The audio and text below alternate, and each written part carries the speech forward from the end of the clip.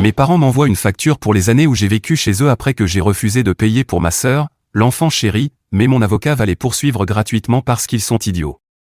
J'ai récemment pris la décision, enfin, de quitter la maison de mes parents. Pour certaines personnes, ce n'est pas un événement majeur, mais pour moi, c'est une étape énorme. Depuis aussi loin que je me souvienne, j'ai toujours rêvé d'avoir mon propre espace, un endroit vraiment privé où je pourrais vivre comme je l'entends, prendre mes propres décisions et profiter de la liberté qu'apporte l'indépendance. Mais maintenant que je l'ai fait, mes parents le vivent très mal. En réalité, ils sont extrêmement contrariés. Pour donner un peu de contexte, je suis la fille aînée, mes deux parents sont présents et toujours ensemble. J'ai aussi une sœur plus jeune. En grandissant, mes parents se sont énormément reposés sur moi, pas seulement pour les tâches ménagères habituelles, mais aussi pour m'occuper de ma sœur. À bien des égards, on attendait de moi que je joue le rôle d'une seconde mère, prenant en charge des responsabilités qui auraient dû être celles de mes parents. J'ai donc porté énormément de responsabilités dès mon plus jeune âge. Naturellement, avoir mon propre logement était ce que je désirais le plus. J'espérais aussi que mes parents, et même ma sœur, me traiteraient enfin avec un peu plus de respect. La réalité est tout autre. Mes parents n'ont jamais vraiment apprécié ce que j'ai fait pour eux. Peu importe à quel point j'aidais ou travaillais dur, ce n'était jamais suffisant. Ils en demandaient toujours plus. À 15 ans à peine, on attendait déjà de moi que j'assume des responsabilités d'adulte à la maison. Ma mère comptait sur moi pour le ménage et la cuisine, et mes deux parents agissaient comme si c'était mon devoir de satisfaire leurs besoins au quotidien. Si je voulais sortir et passer du temps avec des amis comme une adolescente normale, ils refusaient. À la place, ils me faisaient culpabiliser pour que je reste à la maison, ou me confisquaient mon téléphone pour s'assurer que je ne sorte pas. Ma mère me rappelait constamment qu'en tant que fille aînée, c'était mon devoir de faire passer la famille avant tout et de m'occuper de ma sœur. À ses yeux, passer du temps avec des amis ou faire quoi que ce soit pour moi-même, c'était simplement perdre du temps. Elle faisait très clairement comprendre que mon rôle dans la famille passait avant tout le reste. C'était comme si notre existence entière n'avait de valeur que dans le fait de servir cette famille, rien en dehors n'était autorisé. Lors des rares occasions où ils me laissaient sortir, je n'étais de toute façon jamais vraiment libre. Ils m'envoyaient des messages toutes les 15 minutes pour savoir à quelle heure je rentrerais. Ils exigeaient aussi que j'emmène ma sœur avec moi, peu importe ce que je faisais ou avec qui je voyais. Imaginez enfin avoir l'autorisation de sortir avec ses amis à l'adolescence, et devoir traîner sa petite sœur partout. C'était gênant, frustrant et franchement humiliant. En grandissant, ma sœur a elle aussi commencé à remarquer la dynamique familiale. La différence, c'est qu'on ne lui imposait pas les mêmes responsabilités. Au contraire, même ce qui aurait dû être de sa responsabilité retombait sur moi. Par exemple, si elle ne révisait pas pour un contrôle, c'était d'une manière ou d'une autre de ma faute. Je devais gérer mon propre travail scolaire tout en m'assurant qu'elle étudie le sien. Si elle échouait, c'était parce que je n'avais pas fait assez. On attendait de moi que je sois la sœur hélicoptère, celle qui la surveille constamment pour qu'elle fasse le strict minimum, ce qui n'aurait dû être ni mon rôle ni celui de mes parents de cette manière-là. Elle était assez grande pour savoir qu'elle devait travailler, sans qu'on ait besoin de la materner. Un autre exemple flagrant de favoritisme concernait les corvées. Dès qu'il y avait du travail à la maison, nettoyage, cuisine, courses, c'était toujours moi qu'on appelait. Ma sœur levait rarement le petit doigt. Je ne pouvais pas me plaindre, parce qu'il y avait toujours une bonne excuse pour elle. Par exemple, elle avait raté une matière et devait étudier, même si elle échouait encore la semaine suivante.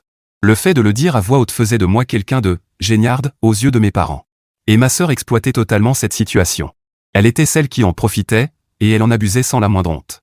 Elle savait qu'elle était la favorite, et au lieu de se sentir coupable, elle s'en réjouissait. Elle sortait souvent en cachette la nuit pour aller à des fêtes, quelque chose que je n'aurais même pas osé imaginer sans subir de lourdes conséquences. Et le pire, c'est que si mes parents l'apprenaient, ils ne la rendaient pas responsable. Ils me blâmaient, moi. J'étais censé lui, mettre des idées en tête, ou la rendre rebelle, comme si elle n'avait pas de volonté propre et ne pouvait mal se comporter que si j'étais derrière tout ça. Tout cela a peu à peu dressé un mur entre ma sœur et moi. Au lieu d'être proches, nous nous sommes mis à nous disputer constamment. Elle ne m'a jamais vraiment respecté, sans doute parce qu'elle voyait à quel point nos parents me respectaient peu. Pour elle, j'étais quelqu'un qu'elle pouvait commander, quelqu'un qui devait toujours être disponible, comme une assistante personnelle, pas une sœur. Quand est venu le moment de choisir une université, je savais au fond de moi que je devais en choisir une aussi loin de la maison que possible. Je pensais que cela me donnerait enfin de l'espace et de l'indépendance. Mais mon père a immédiatement mis fin à cette idée. Il a clairement menacé de me couper tout soutien financier si je ne choisissais pas une université locale. J'avais 18 ans, aucune économie, pas le temps de travailler à cause de toutes les responsabilités à la maison, et personne pour se porter garant d'un prêt. C'était soit rester près de chez eux, soit ne pas faire d'études du tout. Avec toute la pression à la maison, mes notes n'étaient pas brillantes, je ne pouvais pas me permettre de prendre quelques années pour travailler et réfléchir. Je sais qu'il y avait probablement d'autres options, mais à ce moment-là, épuisé émotionnellement et physiquement, et constamment maltraité, je voulais juste tenir un peu plus longtemps jusqu'à pouvoir partir. Les autres filles de mon âge avaient des posters de groupes de rock ou d'acteurs sur leur mur. Moi, je passais ce temps à réfléchir à la manière dont je pourrais m'échapper une fois mon diplôme en poche et avec plus d'outils pour me défendre. Avec le recul, je me rends compte à quel point j'étais naïve.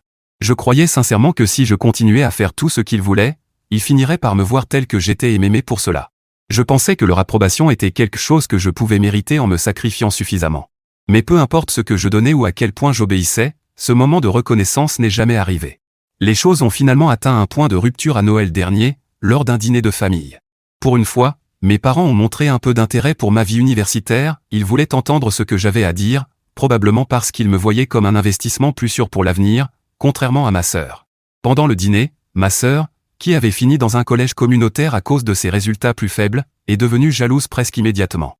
Elle ne supportait pas que, pour une fois, l'attention ne soit pas sur elle et que j'ai quelque chose de positif à raconter. Elle a commencé à m'attaquer verbalement, juste devant son petit ami, qui rencontrait notre famille pour la première fois. Elle ne s'est pas retenue. Elle s'est moquée de moi et m'a provoqué, disant que peu importe l'université que je fréquentais, je resterais toujours une ratée solitaire, parce que selon elle, je n'avais pas de vie sociale et pas de petit ami. Le pire, c'est que mes parents n'ont rien fait. Ils sont restés assis là pendant qu'elle me démolissait. Son petit ami avait l'air extrêmement mal à l'aise, essayant de la calmer et allant même jusqu'à me défendre. Elle continuait à se moquer de mon poids et à dire à quel point elle était dégoûtée d'être apparentée à moi. Elle m'a traité de ratée sans amis, essayant de m'humilier devant tout le monde. J'ai fini par craquer et je lui ai dit que peut-être qu'à ses yeux j'étais une intello, mais qu'au moins j'avais plus de choses pour moi qu'elle avec son cerveau minuscule. J'ai ajouté que c'était peut-être pour ça qu'elle avait besoin d'un petit ami, pour trouver des types qui paieraient ses affaires, puisqu'elle ne gagnerait jamais assez pour s'acheter ne serait-ce qu'une olive à manger. Son petit ami a esquissé un petit sourire, parce que même lui semblait voir à quel point elle était arrogante et pourri gâtée. Tout le monde le voyait, sauf ma famille. C'est à ce moment-là que ma mère est intervenue pour défendre ma sœur. Elle m'a dit que je n'avais pas le droit de lui parler de cette façon, avec une attitude aussi snob. Selon elle, ma sœur travaillait dur à l'école et le fait d'être en couple était une bonne chose pour elle. Ce n'est pas parce que je ne trouvais pas de garçon, apparemment, que je pouvais la critiquer et déverser toutes mes frustrations sur la table familiale. D'une manière ou d'une autre, elle a complètement ignoré le fait que ma sœur faisait exactement la même chose à mon égard, et que je n'avais encore rien dit. Puis les choses ont empiré. Ma mère, pendant que mon père hochait la tête en signe d'approbation, a dit qu'il était temps pour moi de commencer à chercher un travail et de les aider financièrement. Il soutenait ma sœur et n'obtenait pas grand-chose en retour, donc mon argent servirait aussi à l'aider, et à m'apprendre une leçon. Je n'ai plus pu me retenir. J'ai crié, et moi alors ? Pourquoi vous ne m'aidez pas aussi ? Pourquoi vous ne me donnez pas d'argent, à moi aussi ? Pour préciser le contexte, ils ne m'ont jamais donné d'argent, même pas pour l'université. Tout ce qu'ils ont fait, c'est se porter garant pour mon prêt étudiant. Tout le reste, je l'ai payé grâce à quelques petits boulots saisonniers. Mon objectif principal a toujours été de finir mon diplôme le plus vite possible, pas de le ralentir avec un travail à temps partiel. Ma mère a simplement secoué la tête et m'a dit que je devrais être reconnaissante de ce que j'avais. Elle a ajouté qu'envoyer de l'argent à la maison m'apprendrait à respecter la famille et que je ne devais pas être cupide ou égoïste ni attendre quoi que ce soit en retour. Dévasté, je me suis levé et je suis monté dans ma chambre. En fermant la porte, j'entendais encore ma sœur et mes parents me crier dessus, ma sœur me traitant de « fragile » et de « dramatique » pour avoir réagi ainsi. Après ce Noël catastrophique, j'ai pris une décision ferme, je trouverai un travail et je partirai, même si cela ralentissait mes études. J'avais été leur victime bien assez longtemps, et ce serait mon cadeau de Noël. Dans les jours qui ont suivi, mes parents ont continué à me mettre la pression pour que je trouve un emploi. Pour qu'ils me laissent tranquille pendant que je réfléchissais, je leur ai dit que je cherchais. En réalité, je suis allé voir mon conseiller pédagogique et je lui ai demandé s'il était possible de réorganiser mes cours pour pouvoir travailler à temps partiel. Ma filière est exigeante, et je devais alléger un peu mon emploi du temps. Quand il m'a demandé pourquoi, il avait vu d'autres étudiants commencer à travailler puis décrocher progressivement, je lui ai tout raconté. Et c'est là que le miracle de Noël s'est produit. Même si on était déjà en janvier et que les décorations de Rennes étaient rangées, mon conseiller m'a trouvé un poste sur le campus comme assistante étudiante. Comme je suis en dernière année et que j'ai une moyenne correcte, je pouvais aider un professeur, être payé, et vivre en résidence universitaire. En gros, je dormirais sur mon lieu de travail. Il a commencé à m'expliquer d'autres avantages, comme la cafétéria du campus, mais je lui ai dit que j'acceptais sur le champ. Aujourd'hui, 6 mois plus tard, tout se met enfin en place. J'ai dû attendre le semestre suivant pour commencer le poste d'assistante, mais je suis déjà installé dans ma chambre en résidence.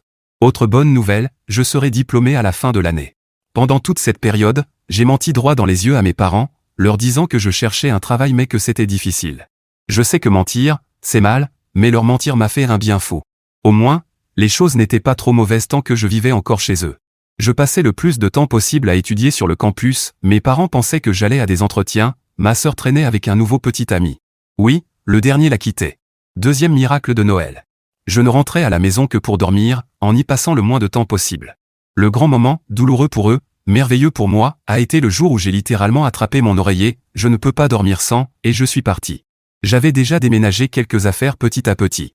Puis, un matin, quand j'ai reçu la clé de ma chambre en résidence, j'ai pris mon oreiller et quelques autres choses, et je leur ai dit, bon, je vais vivre ailleurs maintenant. À peine avais-je prononcé ces mots que même moi je me suis dit, attends, qu'est-ce qui se passe? Mes parents ont immédiatement insisté en disant que c'était une mauvaise idée. Ils ont dit qu'ils voulaient que je reste à la maison pour m'occuper d'eux quand ils seraient vieux, comme si c'était ma responsabilité.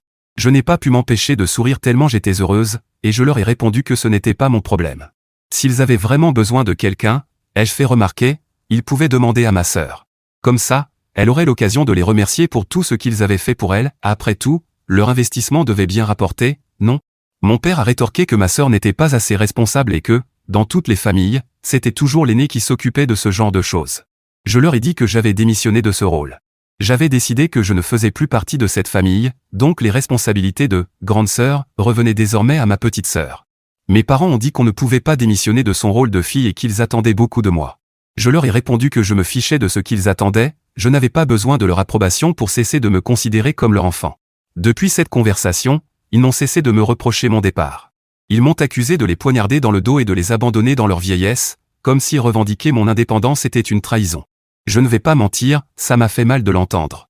Mais au moment où je suis arrivé à la résidence, je les avais déjà bloqués, donc la douleur n'a pas duré longtemps. Aujourd'hui, mes seules préoccupations sont de bien faire mon travail, de profiter à fond des privilèges de cafétéria liés à mon poste d'assistante, et de finir mon diplôme. Ensuite, je trouverai un bon travail et j'emménagerai dans un appartement ou autre. Peut-être que leur avoir menti pendant des mois me fait passer pour la méchante. Honnêtement, je m'en fiche. Je vois ça comme une minuscule revanche pour toutes leurs méthodes parentales catastrophiques. Je suis simplement heureuse de voir ce foyer s'effondrer sans mon travail gratuit. Et dit, parce que des gens ont demandé, je ne connais pas la réaction de ma sœur. Probablement neutre. Comme je l'ai dit, nous nous évitions surtout, ou plutôt, je l'évitais. Je doute que mes parents la forcent maintenant à faire des tâches ménagères, ces mains délicates qui n'ont jamais fait autre chose que plaire à un garçon n'ont probablement aucune idée de comment on frotte un sol. Quant à mes parents, je ne sais que ce qu'ils ont écrit avant que je les bloque. Ils m'ont envoyé des messages pour me dire de rentrer, que je le regretterais, que j'avais encore le temps de changer d'avis. Mais j'étais dans mon Uber, l'oreiller sous un bras, le téléphone dans l'autre, appuyant sur « bloquer », avec le plus grand sourire que j'ai jamais eu. Si vous m'aviez rencontré dans la vraie vie, vous ne m'auriez probablement jamais vue aussi heureuse. Pareil pour mes parents, mais avec des mines longues et sombres. J'en suis fier, j'ai travaillé dur pour leur mettre ces expressions sur le visage. Mise à jour 1. Ces 3 dernières semaines ont été merveilleuses, à l'exception d'une petite chose que j'aborderai dans un instant. Je n'ai pas besoin de cuisiner, et même si la nourriture de la cafétéria n'est pas la plus saine, j'essaie de choisir les meilleures options. Mon travail comme chargé de TD n'est pas mauvais. Je ne travaille pas autant d'heures qu'un emploi à temps partiel classique, et le cours n'est pas particulièrement celui que je préfère, mais c'était le seul disponible et ce n'est que pour 6 mois, peut-être 12 si je ne trouve pas de travail avant d'être diplômé. Comparé à la vie avec mes parents et ma sœur, c'est comme des vacances aux Maldives. Aucun étudiant prétentieux ne peut rivaliser avec ma famille. Je pense avoir reçu une formation de niveau militaire pour gérer ce genre de personnes. Voilà pour le côté positif. Puis mes parents sont apparus. Ils sont venus sur le campus pour me parler en face à face. Ils ne savaient pas exactement où je vivais. Même s'ils ont essayé de harceler mes amis pour obtenir des informations, personne n'a répondu. Une amie leur a quand même dit, elle a déménagé à 3 États d'ici. C'est vraiment dommage que vous l'ayez perdue au profit d'un endroit si éloigné, mais ils n'y ont pas cru. Ils ont dû appeler l'université pour confirmer que j'étais toujours inscrite. Ensuite, ils ont passé la matinée à errer sur le campus à ma recherche. J'étais dans ma chambre en résidence, en train de réviser pour un examen. Quand je suis sortie pour aller au cours où je suis assistante, ils m'ont intercepté en chemin. J'aurais dû prendre un autre itinéraire, mais je ne m'attendais pas à une embuscade façon Far West. Mon premier réflexe a été de dire « Désolé, je suis occupé » et de continuer mon chemin. Mais j'étais déjà presque arrivé et je n'avais pas de minutes en trop pour faire un détour. Je pensais qu'ils ne me suivraient pas jusque dans la salle de classe, mais ils l'ont fait. Ils m'ont suivi jusqu'au devant de la salle. Ils étaient nerveux parce que toute la classe les regardait, y compris le professeur. Lui connaît toute mon histoire. Alors, quand mes parents ont commencé à me demander d'aller parler quelque part en privé, le professeur a commencé à leur poser des questions. Il a littéralement transformé le cours en étude de cas en direct avec eux. Il posait des questions, et mes parents tentaient de se défendre. C'était un désastre total pour eux, ils sonnaient aussi arrogants et exigeants que d'habitude, mais se faisaient démonter ouvertement par le professeur. Finalement, mon père a dit à ma mère qu'ils devraient partir, et ils sont sortis pendant que tout le monde se retournait pour les regarder. Après leur départ, un étudiant a dit « Professeur, l'exercice était de leur répondre, pas de les humilier », et on a tous éclaté de rire. J'étais un peu gêné, mais tout le monde a géré ça tellement bien que le sentiment dominant était le soutien. Ils m'ont tous présenté leurs condoléances pour la famille sur laquelle j'étais tombé. Je pense que cette expérience universitaire a suffi à mes parents, parce que je n'ai plus entendu parler d'eux depuis. Je n'ai aucune idée de ce qu'ils espéraient accomplir. Si vous avez tenu un tigre en captivité puis que vous le relâchez dans la nature, ce n'est pas parce que vous lui demandez gentiment qu'il va retourner dans sa cage. Vous allez surtout perdre un bras en essayant. Mise à jour 2. Cela ne fait que 2 mois que j'ai quitté la maison et devinez quoi? Je viens de recevoir une facture de mes parents pour mes dépenses mensuelles depuis que j'ai eu 18 ans. Apparemment, toutes ces années passées chez eux, malgré tout le travail que je faisais, n'étaient pas gratuites. Selon eux, le logement, la nourriture et les soins, énormes guillemets, ont été calculés et transformés en une somme ridiculement élevée. C'est drôle, jusqu'au moment où l'on se rappelle que ces gens conduisent des voitures et s'attendent réellement à ce que je paie. Je me suis demandé si ma sœur avait reçu une facture similaire. Quelle naïveté de ma part.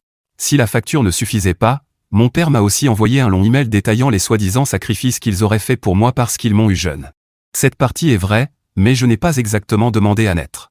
Selon lui, ils ont dépensé des milliers de dollars pour m'élever, sacrifié tellement de choses, et qu'ont-ils reçu en retour?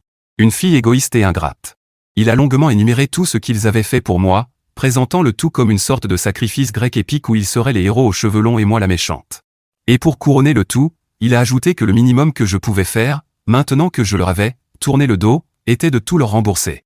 Une fois que je les aurais remboursés, ils seraient totalement hors de ma vie, et je n'aurais plus jamais à les revoir. Je sais très bien qu'ils ne traiteraient jamais ma sœur de cette façon. Elle n'a jamais eu à mériter quoi que ce soit, ni à travailler pour quoi que ce soit, et pourtant ils s'attendent à ce que moi, je porte toutes les responsabilités, même financières. Ils ne lui demanderont jamais de payer un centime, parce qu'à leurs yeux elle sera toujours spéciale.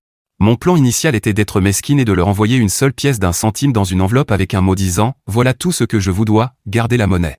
Mais quelqu'un à l'université m'a suggéré de parler à un professeur de droit qui fait des consultations pro bono. Il a dit qu'il ne me ferait pas payer tant qu'il pourrait utiliser mon cas comme exemple en cours. Il adore utiliser des histoires folles pour enseigner, et la mienne est parfaite, parce que personne n'oubliera des parents assez dingues pour facturer leur fille pour le simple fait d'exister. Donc je l'ai fait. Il m'a aussi prévenu qu'envoyer la pièce pourrait être interprétée comme une reconnaissance de dette. À la place, nous préparons une contre-demande pour ce qu'ils me doivent pour des années de travail en tant que femme de ménage et babysitter. Si on calcule mes heures à un tarif de base, le montant dépasse ce qu'ils réclament. Si nous parvenons à un accord, ce seront eux qui devront me payer. J'adorerais voir leur tête quand ils recevront l'assignation, mais mon avocat dit qu'il vaut mieux éviter tout contact direct. Et dit, non, mes parents ne me poursuivent pas réellement, ils ont seulement envoyé une facture. C'est nous qui déposons plainte. Nous n'avons pas forcément l'intention d'aller jusqu'au bout, on est surtout mesquins et on s'amuse un peu, à moins qu'ils n'insistent. Le professeur, lui, n'aurait aucun problème à aller jusqu'au bout. Mise à jour 3. 2 semaines se sont écoulées depuis ma dernière mise à jour, et la réponse de mes parents n'est pas venue d'un avocat, mais d'un autre email. Cette fois, ils disent que ce n'est pas juste, que je les poursuive, que je ne peux pas faire ça. Regardez-moi faire. À ce stade, ce n'est même plus moi qui pilote tout ça. Mon avocat dit que c'est son obligation morale de poursuivre ces idiots. En plus d'être scandalisé, il continue d'insister sur le fait que le minimum que je pourrais faire serait d'envoyer de l'argent à la maison chaque mois en guise de remboursement. J'ai envoyé quelque chose à la maison, l'avis qu'ils sont poursuivis en justice. Ils n'ont absolument rien à gagner. Aucun juge n'accordera leur demande, il n'existe aucun document prouvant que j'ai jamais accepté de les payer pour avoir vécu chez eux. De mon côté, j'ai de nombreuses preuves potentielles, des voisins, des amis et d'autres personnes prêtes à témoigner en ma faveur, et qui en ont envie. Ils vont dépenser de l'argent pour un avocat, le mien travaille gratuitement. Et même si, par un miracle improbable, leur demande était jugée recevable, ma contre-demande me place toujours en position favorable. Il n'existe littéralement aucun scénario dans lequel cela se termine bien pour eux. Mais comme je l'ai dit, on ne remet pas son bras dans la cage du tigre. J'espère qu'ils n'étaient pas trop attachés à leurs bras, parce que je les accrocherai dans ma chambre en résidence quand tout sera terminé, au sens figuré, bien sûr. Maintenant, parlons de ma sœur, parce qu'elle a aussi des opinions. Elle est devenue un témoin clé dans mon dossier, même si ce n'était absolument pas prévu. Elle a posté sur les réseaux sociaux que j'étais jalouse et rancunière parce que j'étais amère d'avoir dû la garder et faire des corvées, comme n'importe quel adolescent. Même si elle a supprimé le message peu après, les gens ont immédiatement souligné qu'elle n'avait jamais fait tout ça, mon avocat appelle ça, le pistolet fumant. Ce qui est ironique, venant de l'enfant préféré. Elle ne l'a pas fait pour m'aider, elle l'a fait par pure stupidité. La prochaine fois, choisissez un enfant chéri plus intelligent, celui-ci vous aide à perdre. Mise à jour 4. 2 mois se sont écoulés depuis ma dernière mise à jour et la situation continue de s'aggraver. Encore des nouvelles du procès. Il continue d'envoyer des emails, parce que c'est le seul canal où je ne les ai pas bloqués. Mon avocat appelle ça un piège à mouches, il continue de s'y jeter tout seul. Tant que ça aide le dossier, ça ne fait aucun mal. Il me supplie maintenant d'abandonner la procédure, parce que s'ils perdent, ils pourraient aussi perdre la maison. Au début, j'ai pensé que c'était encore une tentative de me faire culpabiliser. Je ne me suis pas senti coupable, mais je me suis dit qu'ils exagéraient. Mon avocat a vérifié et m'a confirmé que leur prêt immobilier est en défaut de paiement depuis des mois. Je n'ai pas répondu. J'essaie toujours de ne rien envoyer qu'ils pourraient utiliser contre moi. Mais j'ai terriblement envie de dire à ma mère de demander à ma sœur si l'un de ses petits amis ne peut pas payer l'hypothèque à sa place. Après tout, fréquenter des hommes a toujours été considéré comme une compétence précieuse dans notre maison, il est temps de l'exploiter. Ma sœur a au moins appris à se taire, peut-être est-elle trop bouleversée à l'idée de perdre la maison elle aussi. Dommage, elle était notre meilleur témoin accidentel. Concernant la procédure, nous restons ouverts à un accord amiable ou à un procès. Mon avocat dit qu'il est prêt à tout, il n'y a actuellement aucun dossier qui lui procure autant de satisfaction. La meilleure stratégie pour mes parents serait de transiger, car dans le meilleur des cas pour eux, ils gaspilleront quand même de l'argent en frais d'avocat, même s'ils ne perdent pas officiellement. S'ils proposent un accord de quelques milliers de dollars, nous l'accepterons probablement. Soyons honnêtes, ça ne va pas devenir un jugement historique retentissant, mais la pression financière sur eux est énorme. À ce stade, ils semblent espérer que j'abandonne la procédure parce qu'ils pensent que mon avocat me saigne à blanc, ou qu'ils vont gagner. Nous pouvons faire durer ça aussi longtemps qu'ils le veulent, ce n'est pas comme si nous nous lassions. Mise à jour 5. La grande nouvelle, c'est que j'ai terminé l'université. Je n'ai pas encore de travail à temps plein, mais je vais rester environ 6 mois de plus comme assistante pédagogique jusqu'à ce qu'ils embauchent quelqu'un et que je parte. Je peux toujours utiliser la résidence universitaire et la cafétéria. Nous avons gagné le procès, d'une certaine manière, mais le montant n'était pas énorme compte tenu de tout ce qui s'est passé. Ce n'est pas suffisant pour déménager immédiatement et commencer ma vie. Mais si vous avez déjà vu un château de cartes, vous savez qu'il ne faut pas grand-chose pour le faire s'effondrer. C'est exactement ce qui est arrivé à mes parents et à ma sœur. Une légère brise, le procès, a suffi. Mes parents ont finalement proposé 5 000 $ pour que tout disparaisse. Nous étions prêts à accepter et à en finir, mais mon avocat a dit, vous savez quoi? Amusons-nous un peu plus. Nous avons exigé 5 200 $, afin que les 2 cents supplémentaires constituent ses honoraires. Cela a fonctionné à plusieurs niveaux, une petite récompense pour lui, qui avait honnêtement pris l'affaire pour le plaisir, et une façon de montrer à mes parents à quel point les honoraires de leur avocat étaient dérisoires comparés aux leurs. Nous estimons que leur avocat leur a probablement coûté au moins 3 000 $. Nous avons aussi utilisé ces 200 $ pour un dîner de célébration, payé par mes parents. Au final, ils ont accepté, parce que refuser leur aurait coûté encore plus cher. Toute la scène était hilarante, mon avocat a dit, faites 5 200 et on a un accord, en tendant la main. Ils ont accepté à contre-cœur, et c'était réglé. Mais non, ils n'ont pas sauvé la maison. Ils l'ont perdue et louent désormais quelque part que je ne connais pas. Je sais seulement que ma sœur ne vit plus avec eux, parce que quelqu'un me l'a dit. Apparemment, tout le château de cartes s'est réellement effondré. Techniquement, je pourrais utiliser ces 5 000 $ pour prendre mon propre logement pendant quelques mois, le temps de trouver un emploi à plein temps. Mais travailler ici a été tellement agréable et financièrement confortable que j'envisage même une carrière universitaire. Ce n'est qu'une idée, mais si je choisissais cette voie, je finirais probablement dans une autre université, il n'y a pas de postes ouverts ici pour le moment. Alors je veux profiter du temps qu'il me reste, même si je pourrais partir dès maintenant. Les publications ici vont me manquer, cela dit. C'était la deuxième bonne chose sortie de toute cette histoire. La première, c'était d'avoir pris ma revanche sur mon père. Je ne pleure pas en disant au revoir, j'ai juste quelque chose dans l'œil. Eddie, bonjour de la part de la personne la plus heureuse du monde, de retour avec une mini mise à jour. J'ai trouvé un travail, pas dans l'enseignement. Je n'avais pas de préférence marquée, et l'idée d'attendre des années pour un poste de professeur titulaire ne m'enchantait pas. Je vais emménager dans mon propre logement le mois prochain. Autre petite mise à jour, ma sœur a finalement abandonné ses études. Honnêtement, je ne pense pas que cela change grand-chose à sa vie. J'ai toujours soupçonné qu'elle n'y allait que pour trouver des petits amis, je ne l'ai jamais vraiment vue étudier.